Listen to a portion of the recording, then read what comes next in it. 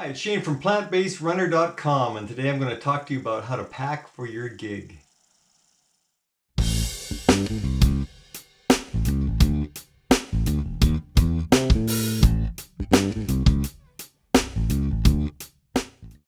Okay, this is a tough one because packing for a gig, you actually have to learn from experience a lot of times, but maybe I can help you a bit.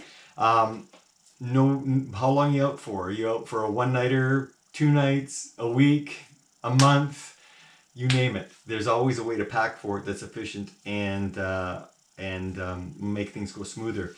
Obviously, if you're only on a one nighter and you're flying somewhere or driving somewhere, you only have to take one set of stage clothes and your regular socks and undies and all that, t-shirts and all that stuff. So that's usually pretty easy. You don't have to pack a lot of stuff, and it's amazing how many items I'll put in a suitcase that I don't actually end up using. So uh, I tend to try to be conservative a bit, but sometimes it's the unknown is hard, so you end up packing more than you need.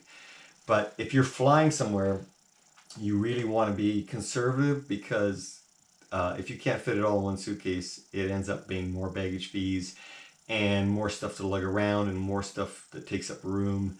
So just think out your plan of your days and what's going to happen, and that's the best way to pack for a gig longer than one day.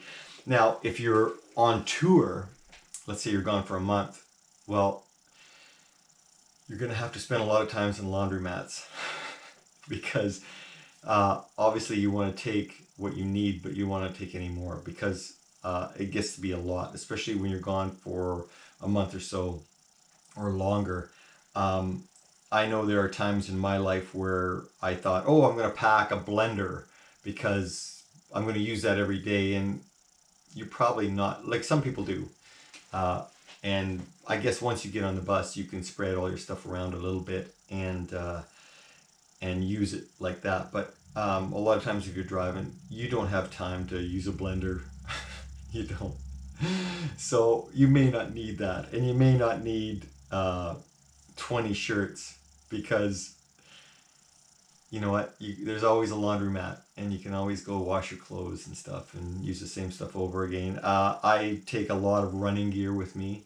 That is to me as important as anything else that I take because I love to run. It's also great for fitness and mental health, and so I'll pack a lot of that. But um, you know what? Just don't overpack. Uh, and no, just sit down and look at your schedule and go, okay, I have, this many shows. I've got 3 outfits, so I got 3 outfits for the shows. I'll use them over and over again, leapfrog them, and I'll take enough underwear, socks, t-shirts, pants for 5 days, let's say, or 4 days, or whatever, 5, 6, whatever, a full week. And that way, I'm not having to visit a laundromat every 3 days, kind of thing. So it's tough, and a lot of the stuff is through trial and error. And my whole packing changes uh, all the time because there'll be some tours where I'm using uh, technology like a laptop for backing tracks or something like that, and then the next tour I won't need it, so I won't take it. It's just I always err on less than more because if you're stuck out there and you run out of, let's say, clothes, underwear, socks is a big one. You can always go buy some more. Just make sure you have your stage wear together. Make sure you have, if you're exercising, have that together. But just know that if you pack too little, you can usually find a place to buy stuff or whatever. And I know some tours people have been on where it's just like catering, with your rider where it has your snacks, your booze, all that stuff. I know tours that they put socks and underwear on that. So every show there's this many size medium underwear and this many black socks or whatever. It's all part of the show, and then that way guys can pad their clothing without having to take a bunch of stuff on the road. Those gigs are far and few in between. Trust me. I haven't been on one where they've done that, but I've heard of a few. But pack what you need. Pack your technology. Pack. Sorry about that. Pack things that keep you busy in the off time, but just don't get out of hand and bring a bunch of suitcases, because first of all, it's going to cost a lot to fly them. It's going to take up a lot of room in the car, van, bus, whatever, and it's just stuff you don't need.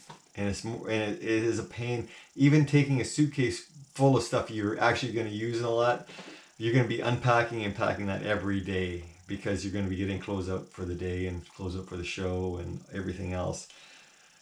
Less is more. Trust me. You don't want to be packing when you pull up to the hotel at 3 a.m. and you got to offload your stuff into the hotel room. You don't want a bunch of stuff. You want. I carry a backpack.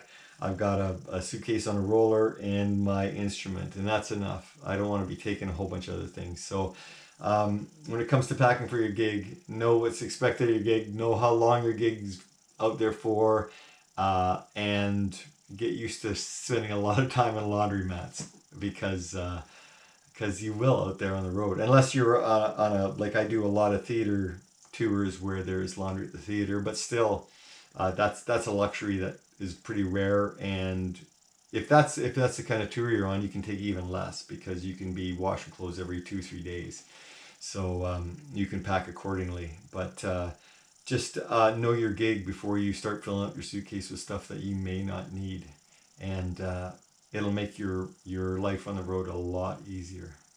Okay, see you on the next video.